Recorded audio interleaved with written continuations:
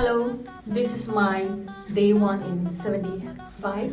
hard challenge. ဟုတ်ပါတယ်ဒီနေ့ကတော့ day 1ဖြစ်ပါတယ်ဒီလိုမှကျွန်တော်ဘာလေးစားရဲဆိုတဲ့ဟာကို track လုပ်ထားပါတယ် first meal နဲ့ second meal ဆိုပြီးရှိပါတယ်လောလောဆယ်ကျွန်တော် first meal စားပါမယ်အားလုံးပဲလိုက်ကြည့်ပေးကြပါကျွန်တော်ဒါကတော့ဟိုဟာလေးအုတ်နဲ့လုပ်တဲ့ bread ထုတ်တယ်သူကကျတော့ဒီ diet လုပ်တဲ့လူတွေစားလို့ရတယ်ပြီးရင်ဒါမှ black coffee ကိုကျွန်တော်ကတမယာသီးတစ်စိတ်ညှစ်ပြီးမှဒီ teaspoon နဲ့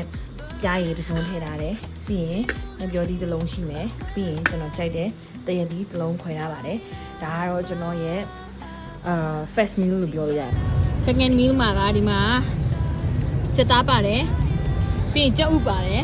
အရွက်ပါမယ် broccoli ပါမယ်မမွင့်အဖြူပါမယ်ခါကြက်ဥပါမယ်ပြီးရင်ကြက်ဥပြုတ်ထားတဲ့လုံးပါမယ်ဒီမှာကတော့ hot water ဒါတော့ရေနွေးချမ်းလေးတောက်ချင်လို့ဒါကတော့မှဒဝဲမစားတဲ့အစားအစာသူကထမင်းတုပ်ကိုမှအတီးခန်းချင်ကြီးတို့ကျက်သွန်တို့တခွားကြီးတွေဘာညာနဲ့တုပ်ထားသူကငပိစားချင်လို့တဲ့ကျွန်တော်ကိုစားခိုင်းနေကျွန်တော်နောက်ထပ်3လလောက်မှအတူတူစားမယ်လို့ပြောထားတာဒီဘက်ကြည့်လိုက်ပါအောင်ဒဝဲမလေးဒါကတော့ဒဝဲမဖြစ်ပါတယ်โอเคဒီနေ့ကတော့ဒီလောက်ပါပဲကျွန်တော်ရဲ့75 hard challenge ရဲ့ meal update ပါအားလုံးကိုကျေးဇူးတင်ပါတယ်And bold beats, let's ignite, dance with me through the night.